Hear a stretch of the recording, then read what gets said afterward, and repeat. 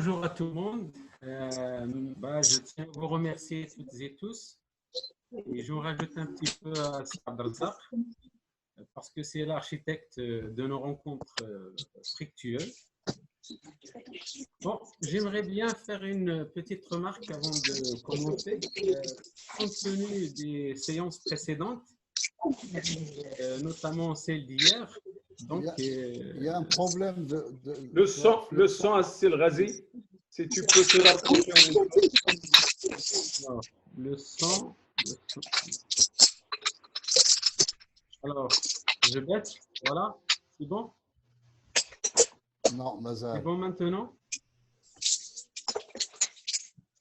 Il y a un petit bruitage. Est-ce que tu as ton téléphone à côté? بعد التليفون ديالك على البيسي. Et là? مازال شويه. Alors, غادي نبعد le téléphone.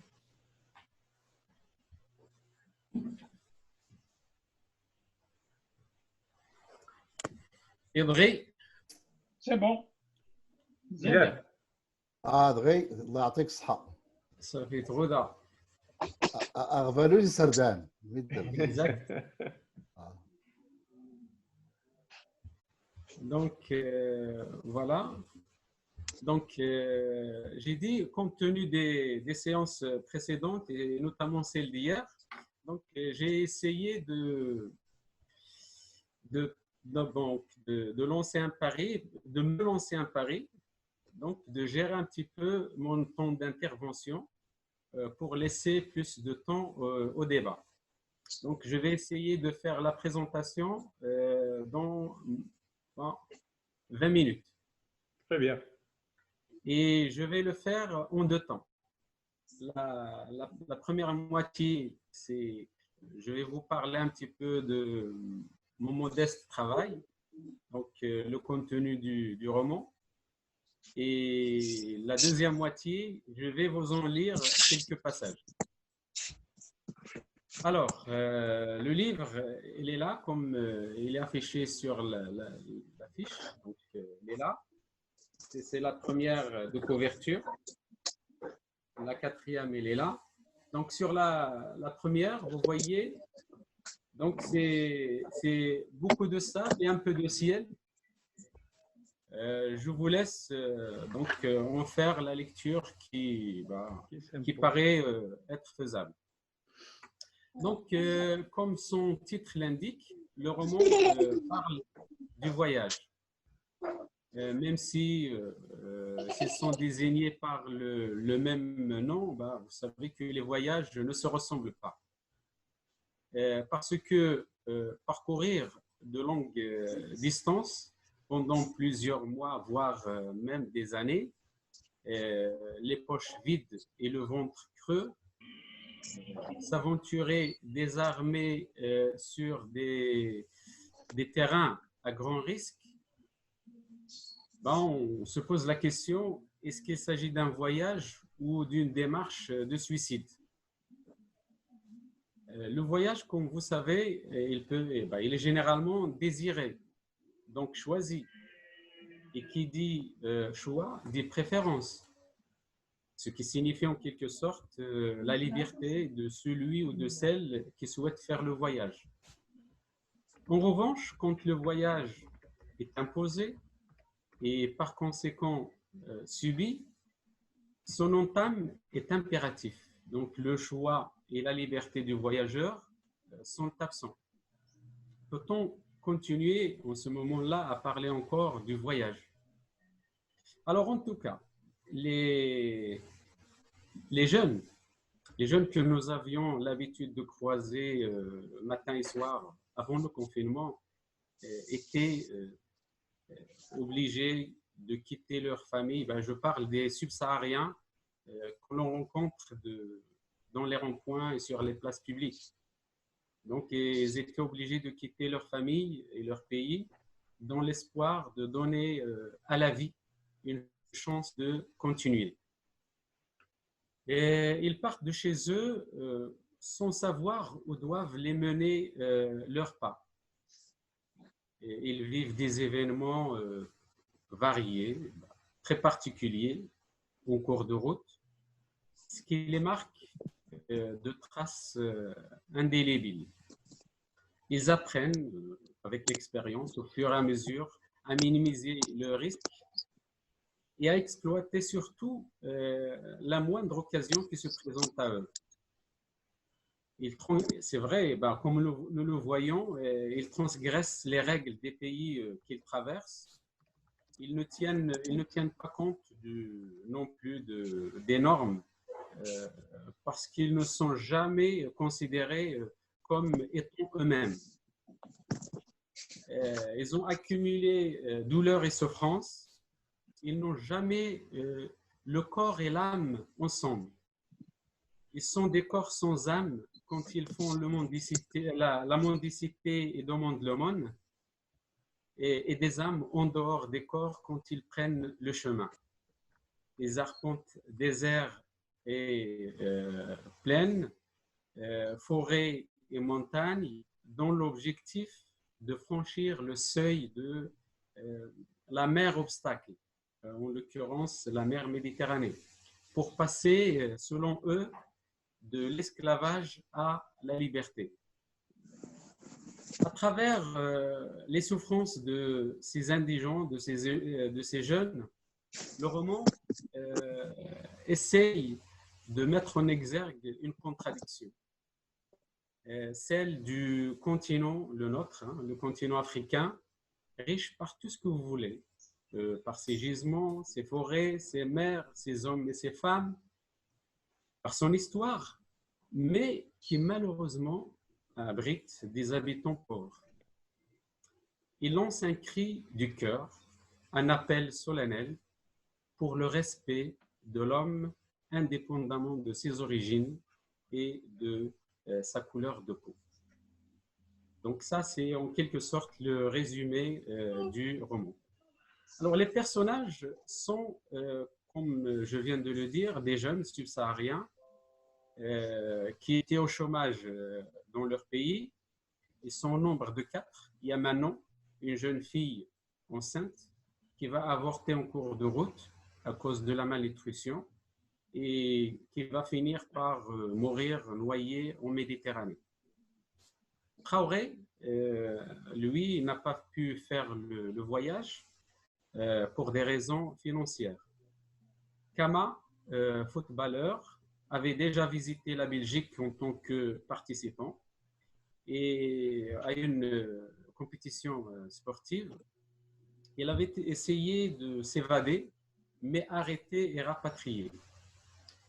Puis Amora, ancien étudiant en sociologie, il représente en quelque sorte le sage du groupe.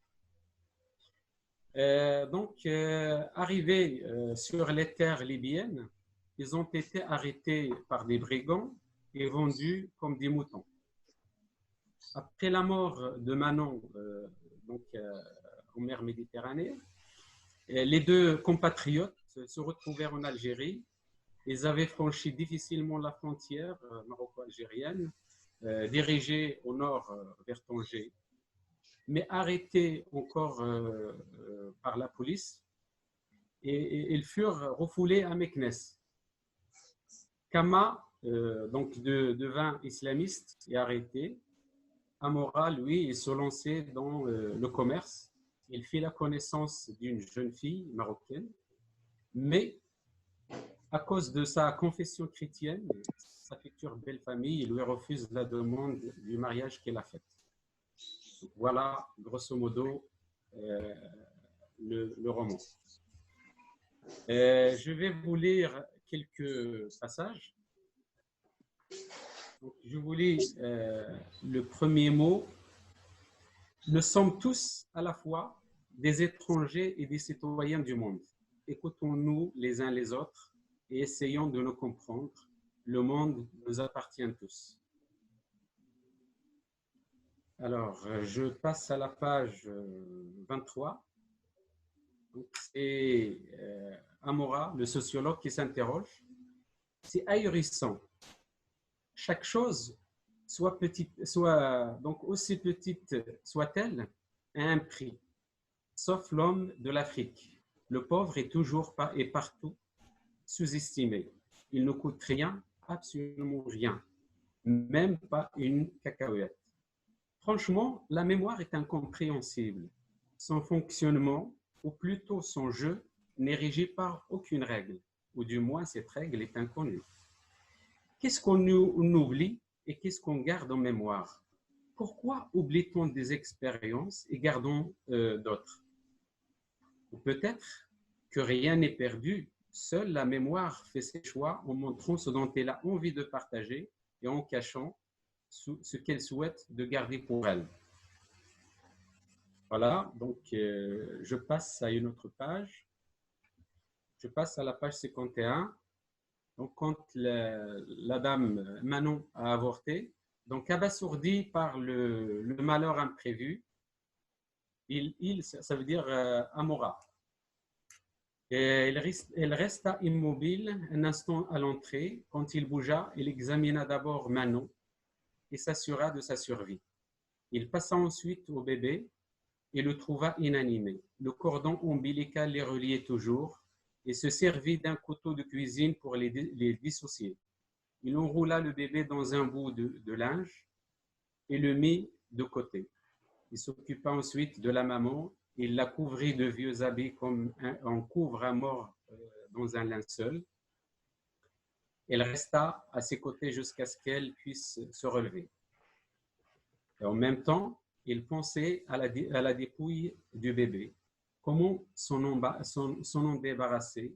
Où et quand?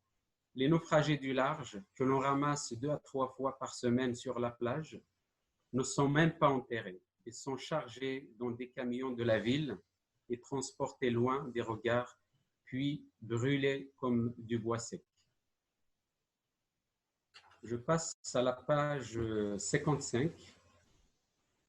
Alors, à la rencontre de Kama et d'Amora, donc, il y avait une petite conversation pour parler un petit peu de ce qui s'est passé. Amora disait, il y a plusieurs manières de tuer un individu. On n'a pas toujours besoin d'une arme pour l'éliminer. Le forcer à se noyer en mer comme Manon est un massacre. Le pousser à se suicider est une tuerie. Se tenir et remonter, remonter la bassesse est un crime. Mettre en place une école qui échoue dans sa mission et qui cultive la nullité et l'incompétence est un complot. De cette même façon, on arrive enfin à étouffer la conscience d'un peuple et à le soumettre. Je passe à l'avant-dernière. Toujours une discussion entre Kama et Amora. Amora, c'est lui qui parle.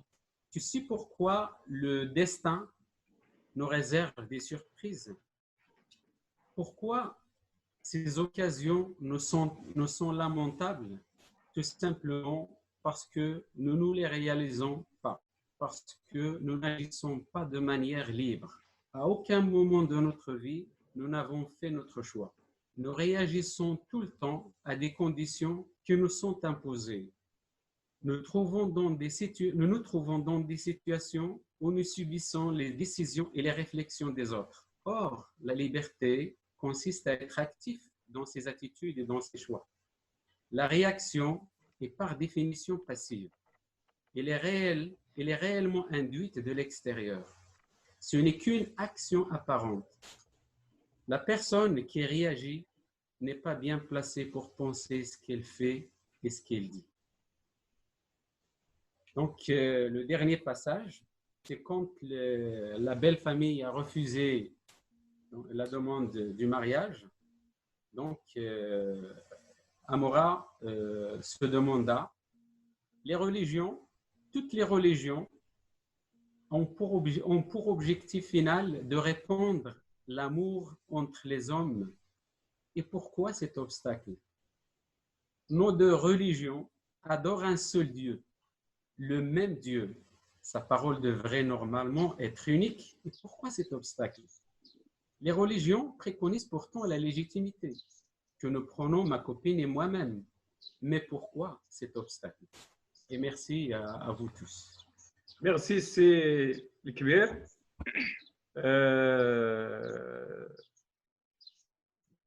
Effectivement, tu nous as fait voyager.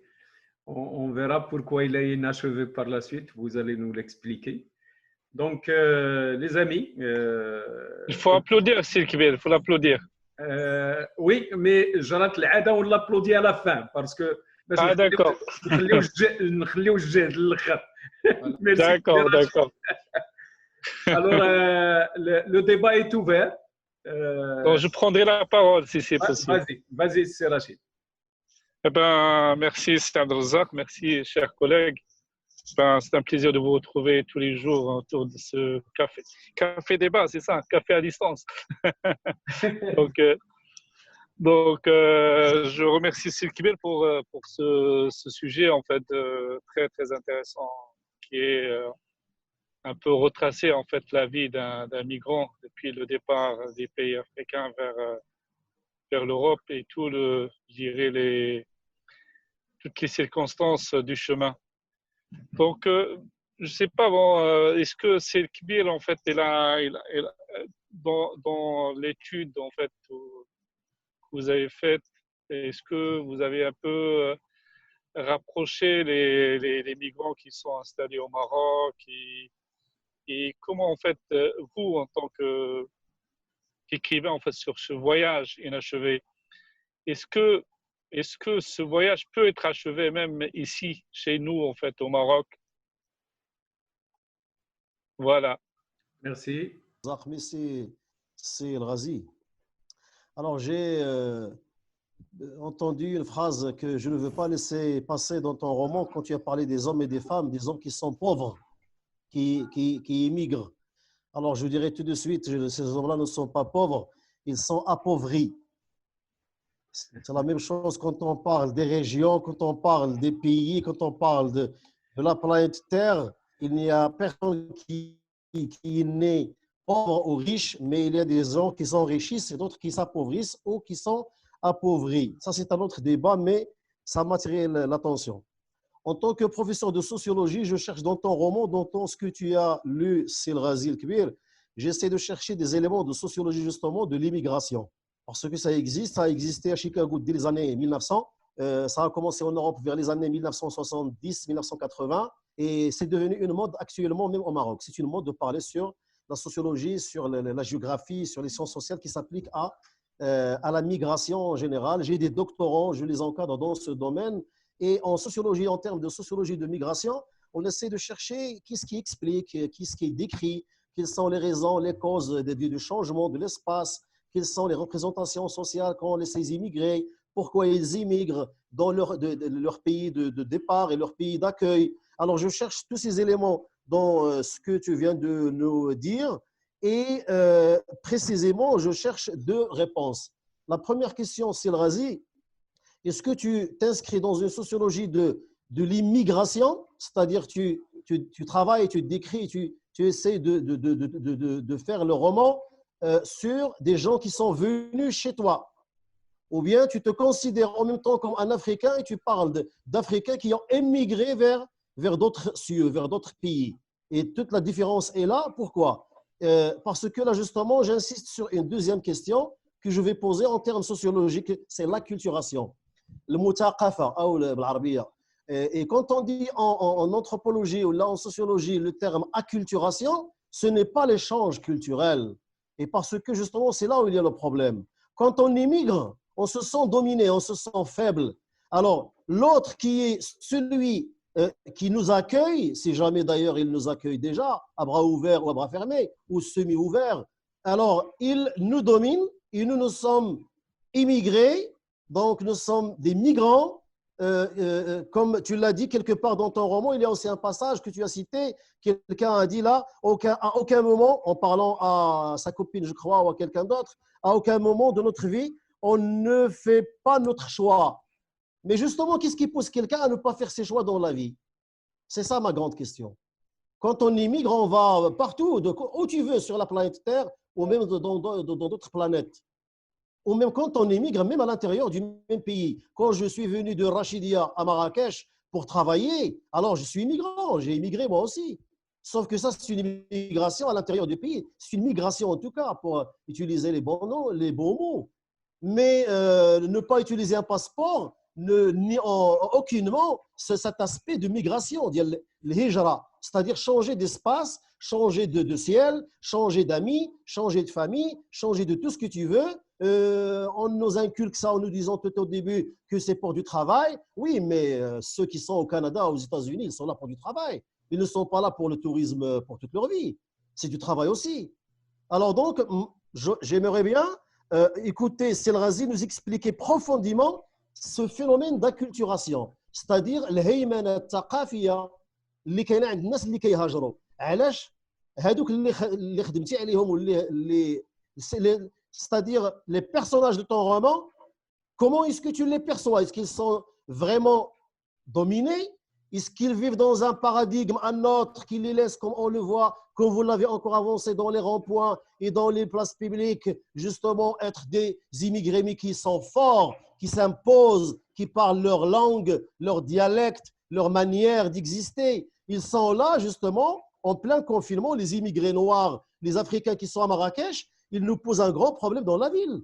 Il y a 1001 témoignages qui disent que ces immigrés-là ne respectent aucunement le confinement. 1001 témoignages, je dis bien, et 1001 preuves. Donc, ils s'imposent. Ces gens-là ne sont pas aliénés, ne sont pas dominés, ils ne sont pas acculturés. Merci. Merci, Cédric. Tu as pris note à Seraziak. On passe au suivant, c'est Charkaoui. Voilà, je voudrais tout simplement. C'est Abdelili là, il a سمحتي parce que ما غاديش تقولها. C'est Charkaoui, c'est quelqu'un qui connaît l'Afrique comme le fond de sa poche, parce qu'il a fait toute l'Afrique. Donc, Anna, je voudrais, ça m'a beaucoup touché le sujet qui a été choisi par Al-Ghazi. Et je voudrais d'abord le remercier parce que quand même, son écriture et l'ouvrage qu'il vient de faire sortir, il vient du cœur.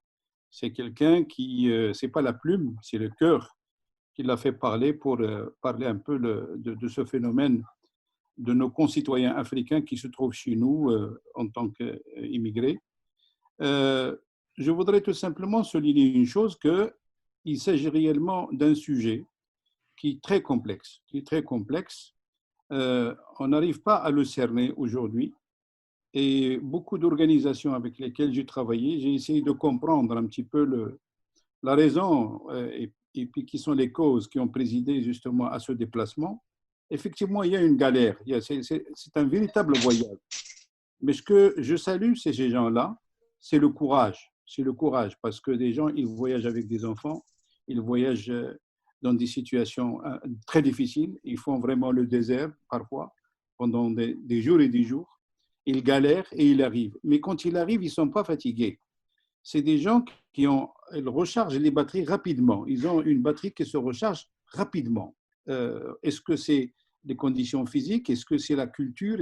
Et ça mérite vraiment un travail sociologique, un travail de recherche extraordinaire parce qu'il s'adapte à toutes les situations et il arrive quand même à s'imposer, comme a dit Cédric tout à l'heure, il s'impose. L'acculturation, on ne la voit pas chez eux. C'est-à-dire, quand vous discutez avec eux, ils reviennent souvent à la langue maternelle, ils expriment un peu ce qu'ils ont vécu et de quelle culture ils sont venus. Et puis, vous voyez vraiment l'Afrique s'exprimer. Parce que je fais ça en comparaison avec d'autres populations qui se déplacent, mais qui laissent tout le bactage chez eux dans leur douar et dans leur village.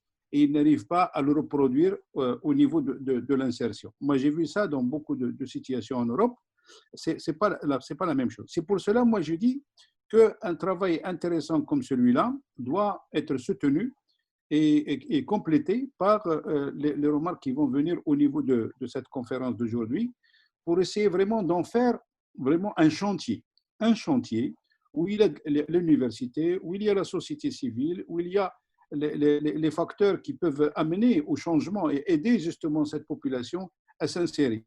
De toutes les manières, le Maroc, il est gagnant avec la venue de ces gens-là. Il est gagnant. Il suffit qu'il contourne un peu la situation par des programmes d'insertion. Et puis le Marocain doit quand même faire un effort pour oublier un petit peu son racisme, parce que quand même, on a vu des tas de choses qui nous font mal quand on voit des Marocains d'une couche très populaire et qui n'acceptent pas. D'ailleurs, le Mouazzi, il vient à chaque fois des mots comme ça. Et vraiment, ça blesse. Et c'est pour cela, moi, la contribution de Serrazi en écrivant ce bouquin, c'est quelque chose de formidable. Et on doit l'aider vraiment à le diffuser et puis à le soutenir pour qu'on essaye d'en faire vraiment un chantier dans ce collectif que nous vivons aujourd'hui. Merci beaucoup à Serrazi. Merci beaucoup. Merci, c'est Abdelil. Donc, je cède la parole à Saïd Abdelmoumen.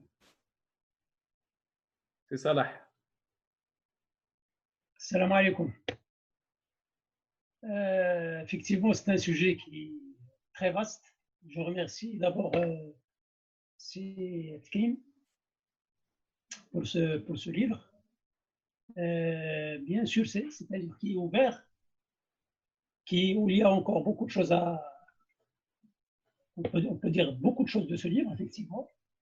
Mais la première idée qui sort, quand je l'ai écouté depuis le départ, c'est qu'on sent qu'il y a une mouture où on retrouve un petit peu d'esclavagisme.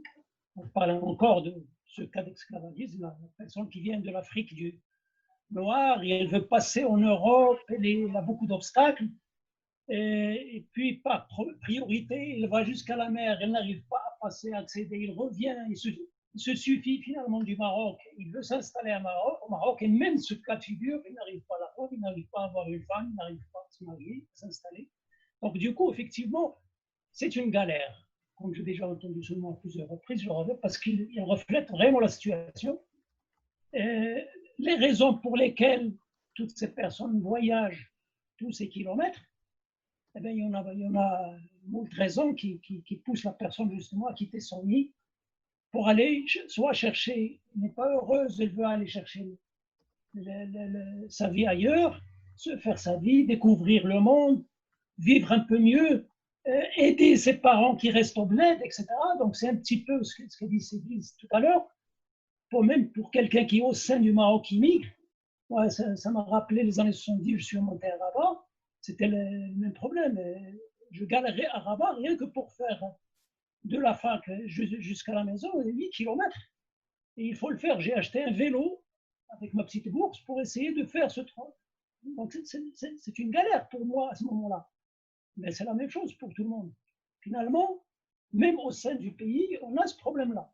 Mais au moins au sein du même pays, on n'est pas arrêté parce qu'on voyage. Contrairement à ce qui se passe pour un immigré qui doit traverser des frontières, et donc il a beaucoup de problèmes pour passer de l'autre côté, finalement, son but primordial. Et là, j'ai deux citations que je voudrais citer rapidement. Ces gens-là, effectivement, j'en ai discuté avec quelques-uns, parce qu'au départ, dans les années 70, on avait aussi des Africains qui faisaient l'insuffisance d'hygiène avec nous.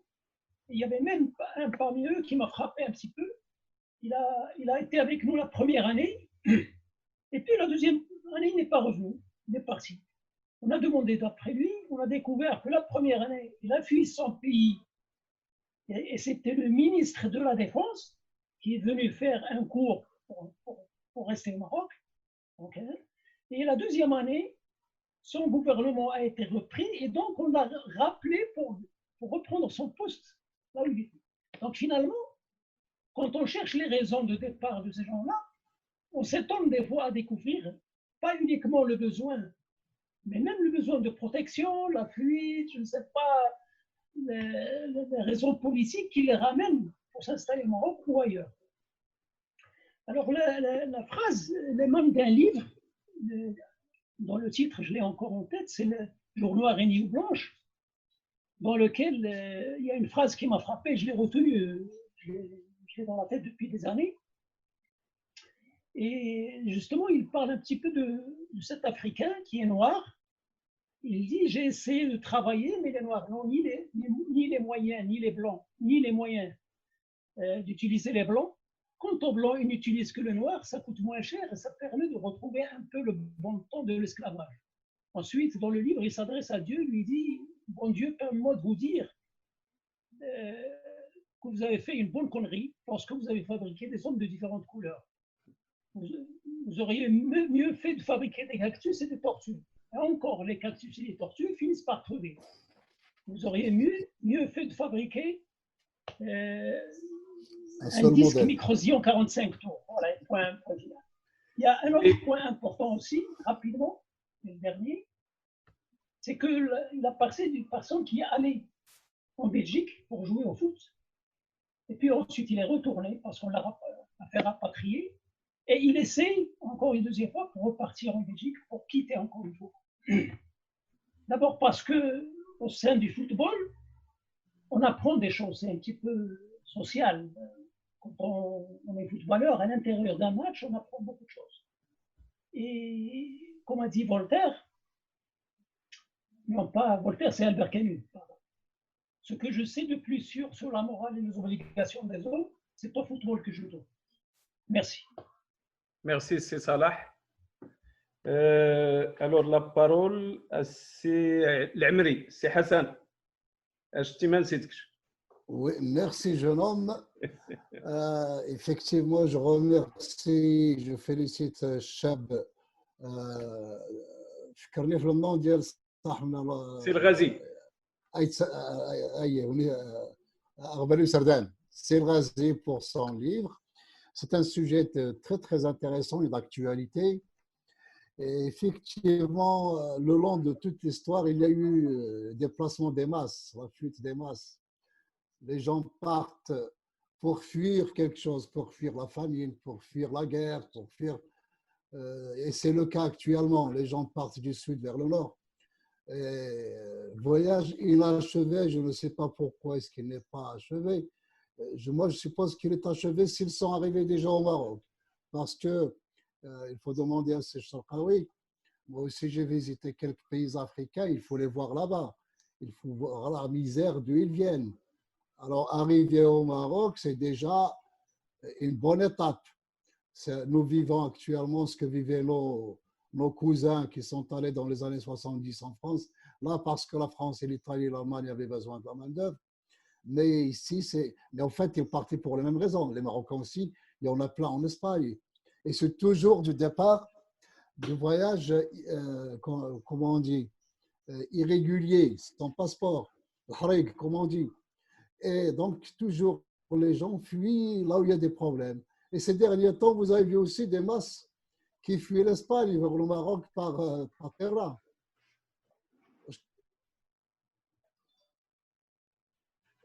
Oui, عبد الرزاق نصحابك واش كتكني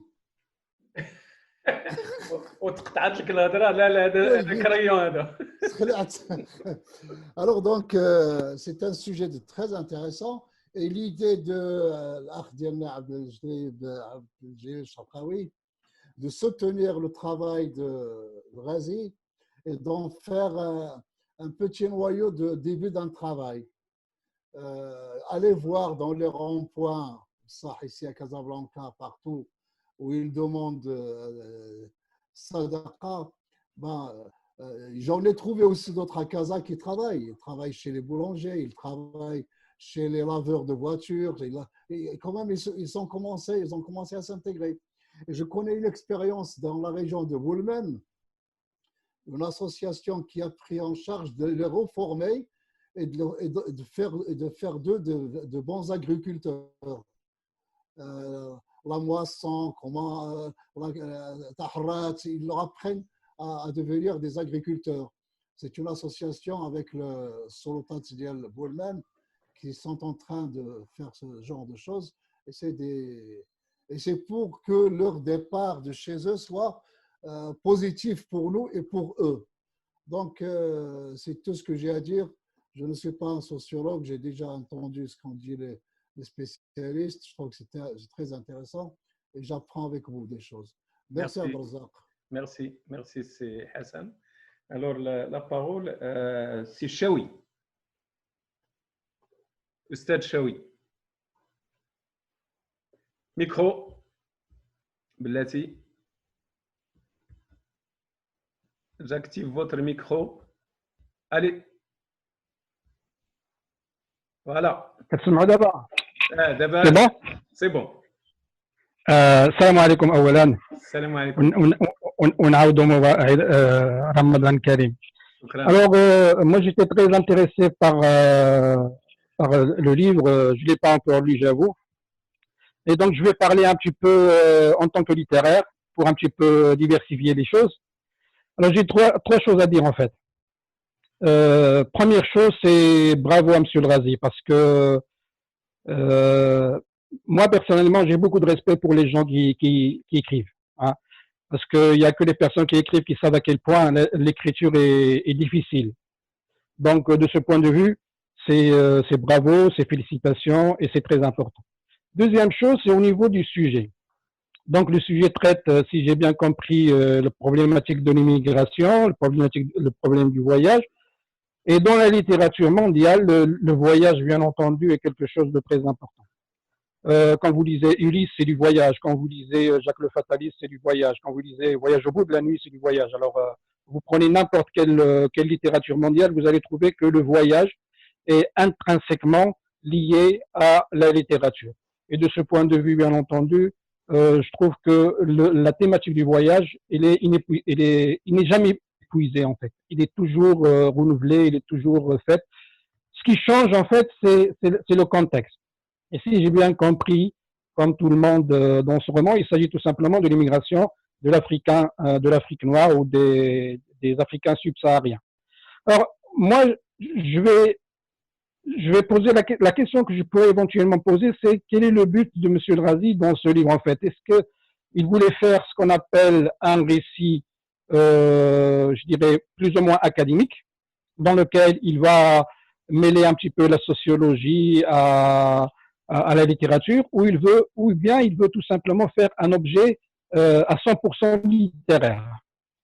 Parce que s'il veut faire un objet à 100% littéraire, dans ce cas, on va bien entendu devoir discuter ce qu'on appelle dans le jargon des universitaires la littérarité. Ça veut dire comment l'idée, comment l'histoire, comment l'intrigue a été structurée, a été écrite, et là on va entrer dans les considérations du style, etc. S'il avait tout simplement voulu lancer un cri d'alarme, un cri du cœur, et de ce point de vue, je répète, je n'ai pas encore lu le roman, mais simplement à travers les extraits qu'il vient de lire, l'une des choses qui m'a frappé, c'est que, et ça a été dit, je crois, tout à l'heure, c'est que Sid Razi a écrit avec le cœur, plus qu'avec l'esprit. Ce que je veux dire par là, c'est que il a regardé, peut-être qu'il a côtoyé des Africains, ou peut-être qu'il a tout simplement regardé à gauche à droite ce qui se passe autour de lui et qu'il a analysé la situation des Africains et qu'il a voulu tout simplement lancer un coup de cœur pour dire stop au racisme parce que nous voilons pas la face. Il y a du racisme au Maroc. J'en ai connu, j'en ai vu à Tanger aussi.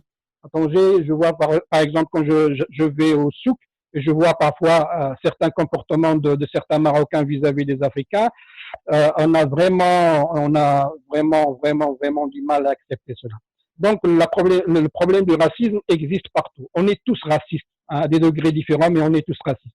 Donc, du point de vue, je dirais, de la dénonciation de cet état de fait, à savoir le racisme des Marocains vis-à-vis de ça peut être un travail sociologique très important qui peut intéresser Sidé. À entendre M. Chaoui, parce que moi, je n'ai Il y a un problème de son. Allez-y, c'est Chaoui. Là, c'est bon. Donc, de ce point de vue-là, c'est bon là? C'est bon. Vous m'entendez là? Ok. Oui. Donc, il faudrait savoir simplement quel est l'objectif de ce livre. Est-ce que c'est un objectif, une étude sociologique sur le phénomène de l'immigration, et le phénomène de l'immigration qu'on vient d'être dit par un ami tout à l'heure ne se limite pas au Maroc, aux Africains. Hein. Nous aussi, on a nos immigrés, que ce soit en Italie, en Espagne, etc. Mais moi, en tant que littéraire, ce qui m'intéresse dans un livre, c'est aussi l'aspect littéraire. Et c'est pourquoi, et c'est là où je vais poser des questions à M. le Razi, à propos justement de la façon avec laquelle il a conçu le projet littéraire. Est-ce qu'il a voulu faire un projet littéraire, c'est-à-dire un roman, un vrai roman, ou est-ce qu'il a tout simplement voulu dénoncer un phénomène social? On est d'accord. Et s'il a voulu faire un objet littéraire, il me semble qu'on doit en principe, dans la tradition, je dirais, littéraire, il faut toujours répondre à trois questions, en fait, dans la tradition littéraire, si on veut faire un roman. Il y a ce que j'appelle personnellement le QCP. Le QCP, ça veut dire le quoi, le comment et le pourquoi.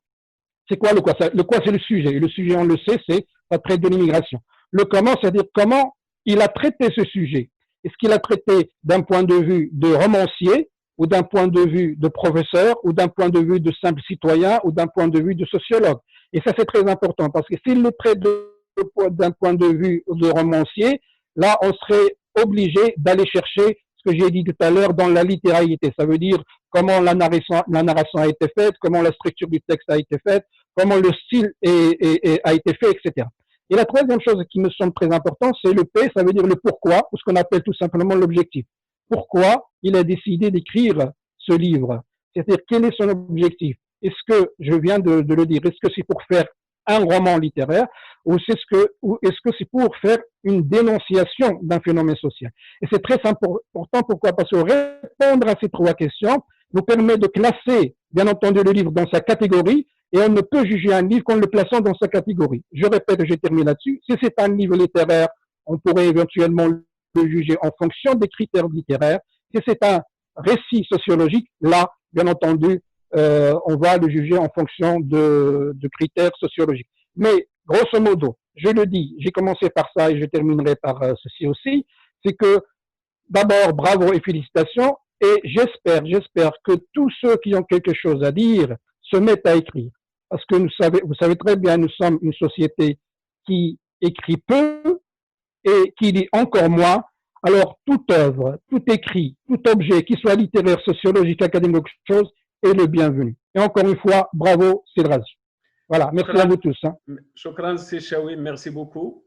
Je cède la parole à Abdel Ali. Micro. Non, ça va? C'est bon. Oui, ok. Donc, merci, Sil Kibir. Est-ce que vous m'entendez? Oui, allez-y. Ok. Donc, merci Sil Kibir pour le roman. Donc, j'étais vraiment agréablement surpris. J'aimerais bien avoir le roman, peut-être à un certain moment à Meknès ou quelque chose.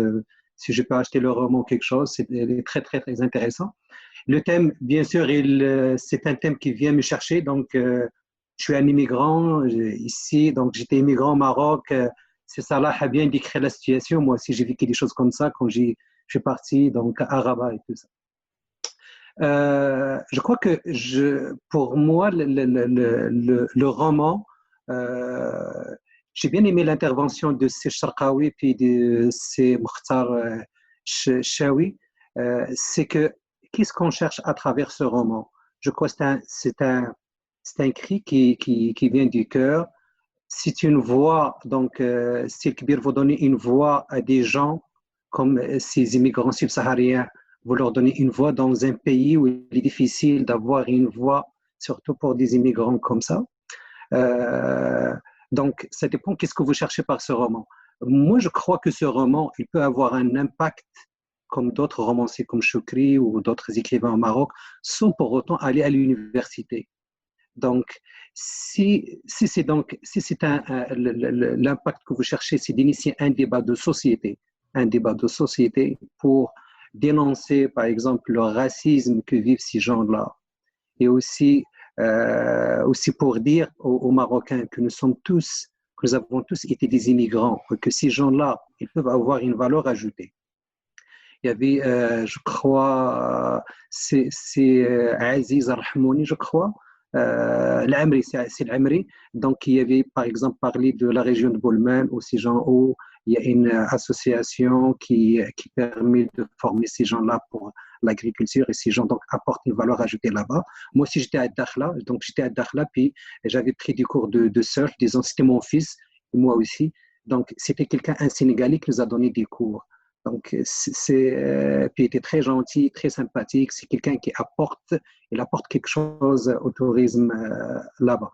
Ma question pour vous, ma question ou bien pour toi, je ne sais pas, donc au Canada, on se tutoie, Nabil le connaît, puis c'est Abdelrazak. Donc, pourquoi avoir choisi ce thème? Puis les personnages, est-ce que tu les as interviewés? Comment est-ce que tu as fait pour écrire tous les récits? Est-ce que tu as interviewé les gens? Est-ce que tu as vécu? Parce que ton roman, il ressemble à un récit de vie. Donc, comment est-ce que vous avez fait pour ramasser toute l'information et écrire le roman? Merci. Merci, c'est Abdelali. Est-ce que quelqu'un veut intervenir? C'est Abdallah. C'est Jamal. Allez-y. Je connais la parole et il me fait un signe. Hein?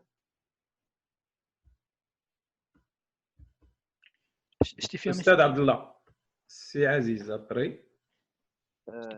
Alors, bonjour à tous et à toutes. Merci. Vous m'entendez? Oui, oui, oui. Allez-y. Merci Sylvie pour ce livre.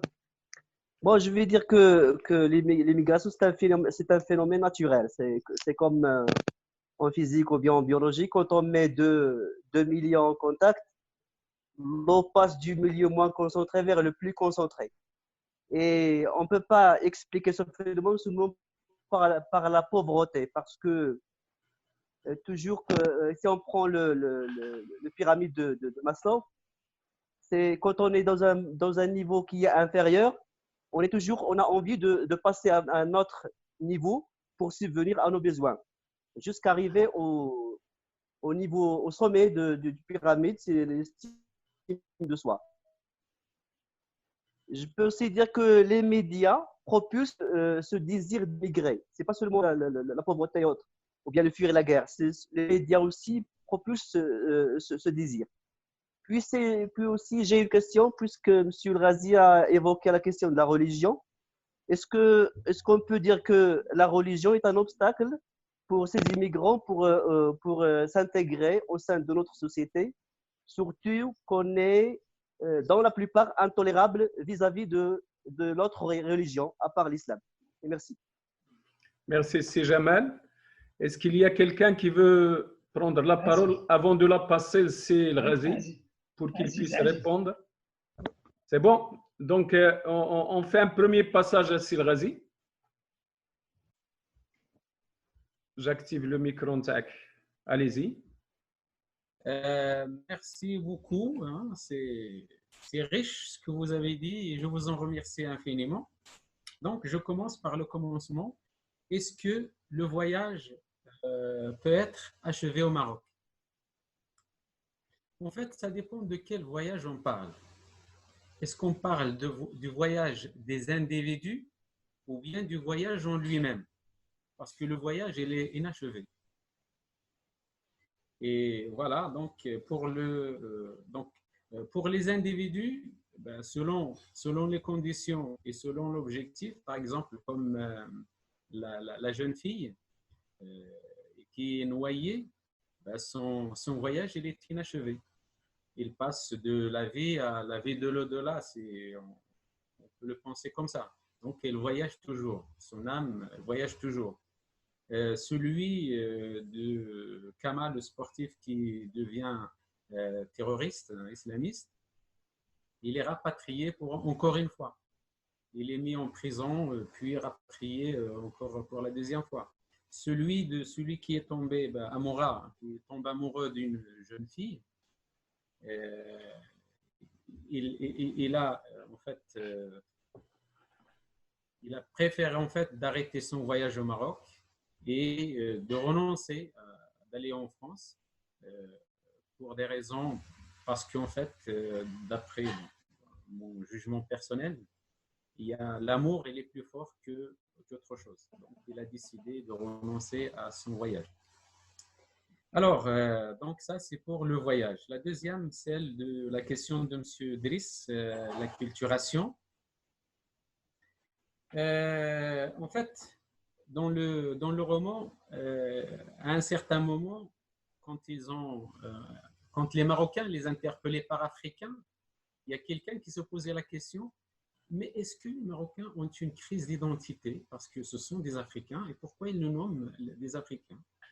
Donc, cette question, donc, elle est posée dans le roman. Qu'est-ce qui fait voyager? Est-ce que c'est seul la pauvreté ou autre chose?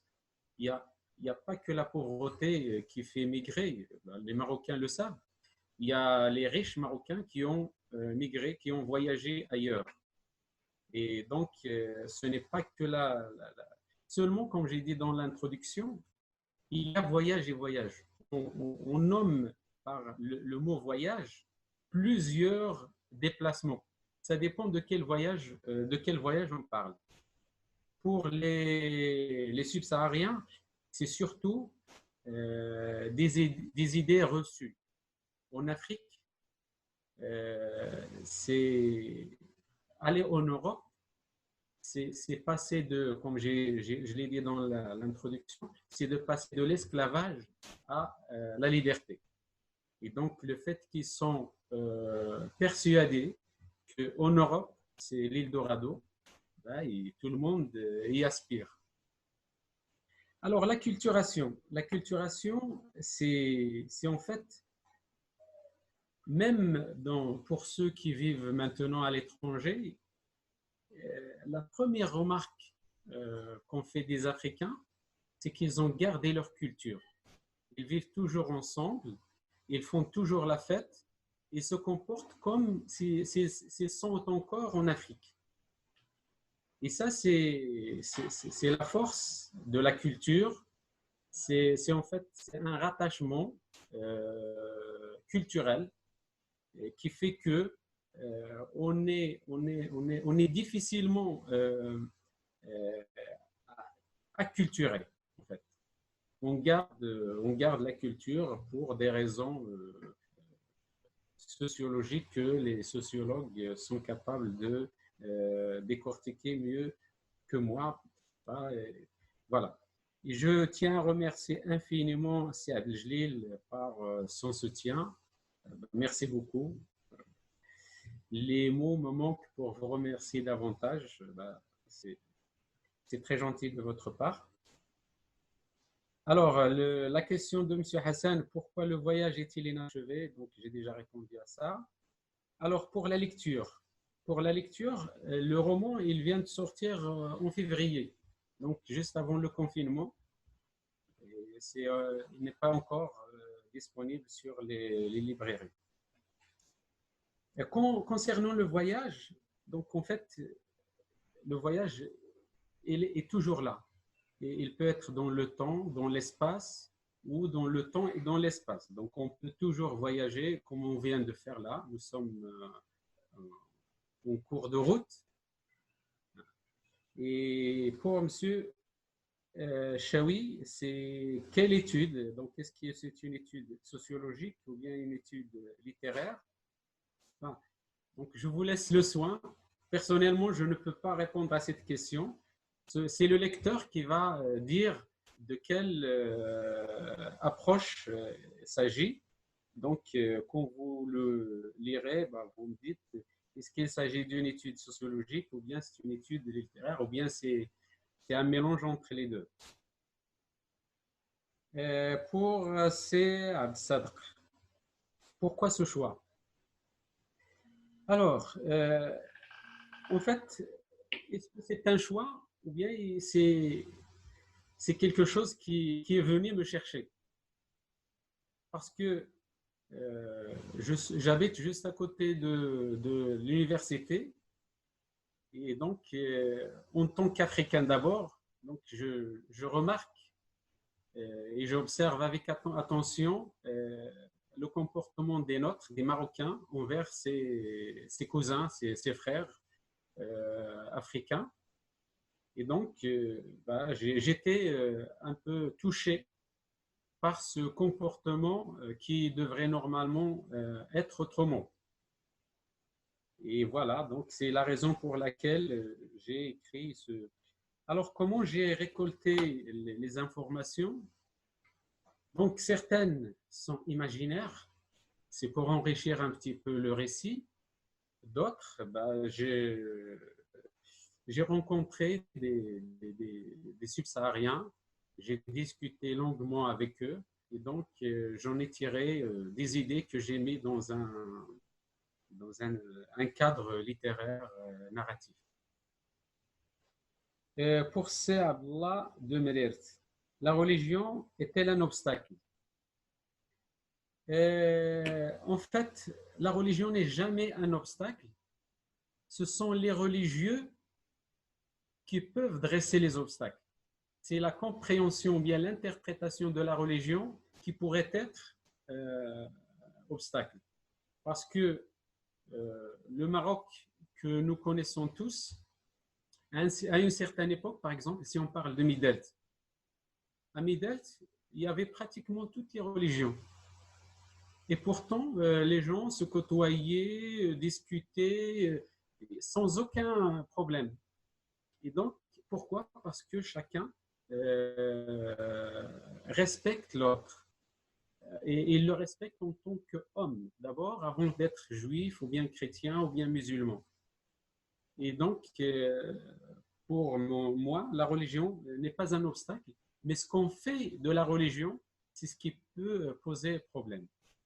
Donc, voilà ce que je pourrais dire. Si vous avez quelque chose à rajouter, je vous écoute.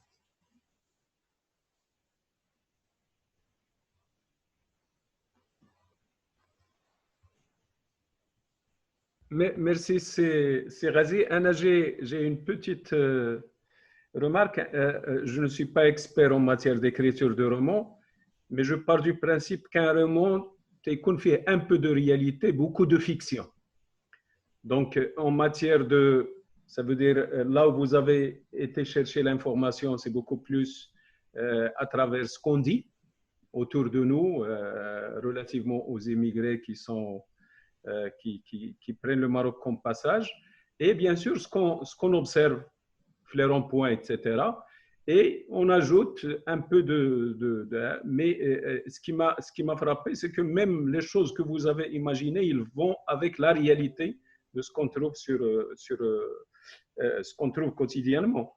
Donc, je pars du principe que Had le roman, il a jeté la brique à la main, ça veut dire ça donne à réfléchir.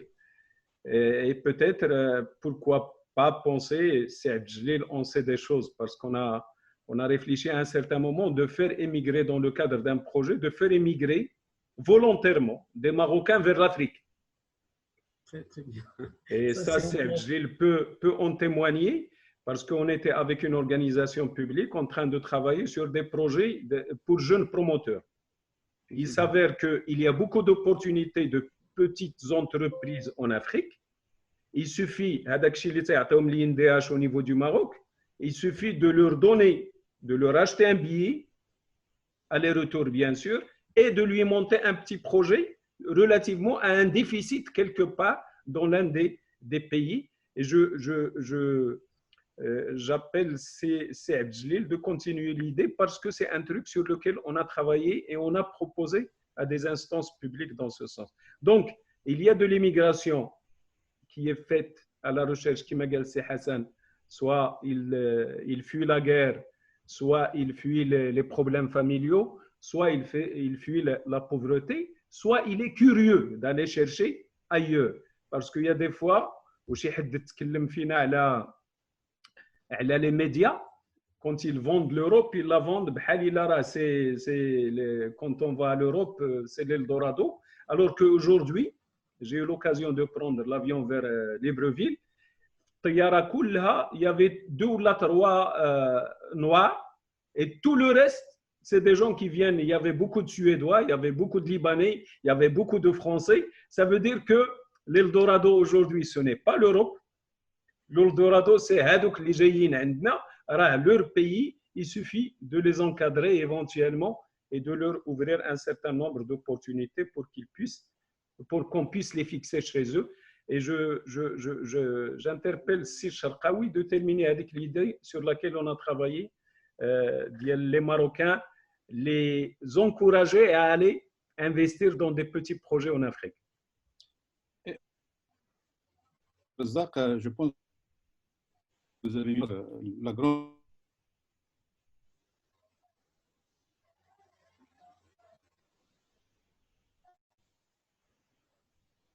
de les insérer au Maroc, faciliter l'intégration, etc. Ça, c'est bien. Mais une autre façon, peut-être qui est plus intéressante, c'est d'amener les Marocains, les jeunes Marocains que nous avons ici, c'est des professionnels généralement, ils ont un métier, ils ont un certain nombre de choses, mais le marché est saturé ici, au niveau de la Méditerranée et le nord de l'Afrique. Mais s'ils partent, par exemple, à Yaoundé ou à Douala ou à Buea ou je ne sais pas, dans n'importe quelle ville, vous allez voir qu'il y a énormément d'opportunités pour faire des petits métiers, comme tout ce qui est artisanat, parce que la matière première, elle existe. Mais le savoir manuel n'est pas réellement présent au niveau de ces territoires. Moi, j'ai vu, j'ai revu, j'ai trouvé que il y a le produit chinois qui arrive au niveau de la boiserie, au niveau de tout ce qui est article d'ameublement, etc. Il y a constamment des choses importées, alors qu'on pouvait faire, avec la matière première disponible, on pouvait faire énormément de choses. On pouvait faire énormément de choses parce que, par exemple, rien que le tourisme, on peut faire énormément. Le chocolat, c'est… Oui, c'est un chocolat qui arrive. On voit que les migrants, mais on ne voit pas le chocolat. Parce que tout ce que nous mangeons comme chocolat qui vient de Suisse, c'est de là que ça vient. L'image, oui, j'ai vu, c'est avec le fermier là, en plein formé, c'est en plein jungle, ça. C'est vraiment, il y a juste derrière des gorilles. Et ce que je tiens ici, c'est le chocolat. Et c'est avec ça que l'international, le multinational Nestlé et beaucoup d'autres sociétés, ils sont en train de faire leur beurre. Alors que nous pouvons facilement envoyer des confiseurs marocains, partir là-bas, faire du chocolat sur place, faire travailler justement ces jeunes subsahariens, il faut les faire travailler, les retenir sur place. Et les études qu'on a menées, c'est avec 7 000 $, on peut faire une micro-entreprise parce qu'ils n'ont pas justement cette grande difficulté que nous vivons au Maroc. Vous venez, vous louez une petite baraque et vous avez votre café ou vous avez votre bar et vous avez votre échoppe pour faire des choses de fast-food ou tout ce que vous voulez. Les impôts, pratiquement, il n'existe pas d'impôts. C'est des histoires de relations, tout simplement. Tout est facile. Tout est facile. Il suffit d'avoir les 7 000 $, 8 000 $ et on peut faire travailler 3-4 personnes sur place. Parce qu'il y a deux populations. Il y a ceux qui sont très riches et ils ne travaillent pas manuellement. Ça, c'est des grandes personnes qu'on voit à Paris, ici au Maroc, dans les avions. Mais il y a l'autre côté de la population, c'est des gens, des petits gens, ils savent que faire le commerce, surtout la femme. La femme africaine, elle travaille beaucoup dans le commerce. C'est le commerce, acheter et vendre, acheter et vendre. Ils savent… Micro, c'est Sharqawi.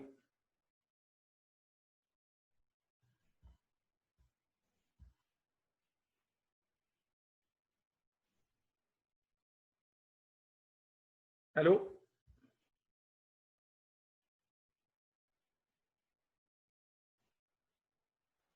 Qu'est-ce qui se passe? Il travaille dans la chaîne de froid, il ne trouve pas de travail. Ben, je lui dis, si vous pouvez prendre ces personnes-là qui sont formées, le lauréat de la formation, et le met à la disposition de notre ambassadeur là-bas, on peut facilement trouver vraiment à résoudre le problème du chômage pour un certain nombre de choses. Juste pour vous dire qu'il y a énormément de choses à faire pour résoudre le problème de l'immigration. Ce n'est pas seulement les grandes politiques copiées de la recette qu'on avait vécue dans les années 60, 50 et 70 avec nos immigrés en Europe. Il y a autre chose qu'on peut faire parce que nous sommes dans le sud-sud et nous sommes des Africains. Quand on parle de l'Afrique, c'est nous d'abord. Et les autres, c'est des subsahariens. Et nous sommes une seule famille. Il y a énormément de choses à faire et il y a beaucoup de gens qui nous empêchent de le réaliser, notamment les gens du Nord. Ils ne veulent pas qu'on travaille ensemble et qu'on trouve les solutions appropriées à nos problèmes de développement inclusif au niveau de l'Afrique. Ils veulent absolument nous interdire cette recette parce qu'ils savent que le nord du Maroc, l'Algérien, le Tunisien, le Libyen, le Marocain, tout ça, si on descend en Afrique et on travaille ensemble, croyez-moi que ça va faire quelque chose qui va changer un peu le monde africain et ça va donner de la dignité. Et vous n'allez pas voir les subsahariens comme ce que nous le voyons aujourd'hui. Voilà, je vous remercie. J'ai versé ça en vrac sans préparation, mais juste pour vous dire qu'il y a des choses à faire et je tiens toujours à vous féliciter. Vraiment, vous avez donné l'occasion à ces gens-là d'exprimer un petit leur point de vue sur ça et on doit travailler ensemble dans l'avenir, Inch'Allah. Il y a beaucoup de choses qu'on va faire avec l'Africité. Il y a une organisation arabe qui s'occupe un petit peu des collectivités locales du continent africain. Et puis, ils ont une manifestation organisée pratiquement tous les 2 ans. C'est de l'Africité, c'est les gars, les communes de l'Afrique, des 54 pays, ils viennent dans un pays pour discuter un peu ce qu'ils peuvent faire au niveau de l'aménagement, au niveau de l'éclairage public, au niveau des déchets, etc. Enfin, et l'élément immigration, il est présent et je crois que ça va faire le thème des prochaines rencontres et on serait heureux d'aller avec des idées, avec des écrivains comme vous pour qu'il aille présenter un peu cette question de l'immigration. Et il y a aussi un travail qui se fait ici avec une organisation belge qui est en train de travailler avec les Suisses sur cette question. Et on peut les orienter vers vous. Comme ça, vous allez, peut-être si vous êtes intéressé, les éclairer. Et puis, votre bouquin va devenir peut-être le substrat d'un programme qu'on peut créer parce qu'il va un petit peu réveiller les consciences avec l'histoire de la religion et du mariage, avec les positions sociales qu'on est en train de vivre. Voilà, je vous remercie, Selghazi. Merci beaucoup.